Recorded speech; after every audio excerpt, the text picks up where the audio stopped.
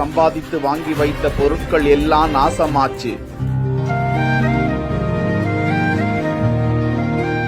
5 வீடுகள், இருசக்கர வாகனங்கள், நகை, பணம், எலக்ட்ரானிக் பொருட்கள் அனைத்தும் கண் முன்னாடியே எரியுதே. கலங்கி தவித்த பொதுமக்கள் விரைந்து வந்து கடமையை ஆற்றிய தீயணைப்பு துறையினர். திருவாரூர் பழைய பேருந்து நிலையம் அருகே சிவன் கோவில் தெருவில் ஏராளமான குடிசை வீடுகள் காணப்படுகின்றன. அங்கே வசித்து வரும் செந்தில், கமலா ஆகியோரின் வீட்டில் திடீரென தீ பற்றியதாக கூறப்படுகிறது.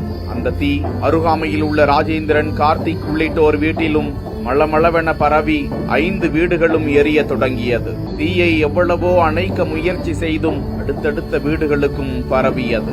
தங்களது கண்முன்னே பொருட்கள் அனைத்தும் எரிகிறதே என அந்த குடும்பத்தினர்கள் கதறி துடித்தனர். தகவல் அறிந்து 2 தீயணைப்பு வாகனங்களில் விரைந்து வந்த வீரர்கள் தீயை அணைத்த போதும் 5 வீடுகளில் இருந்த இருசக்கர வாகனங்கள், நகைகள், பணம், எலக்ட்ரானிக் பொருட்கள் முற்றிலும் எரிந்து நாசமானது.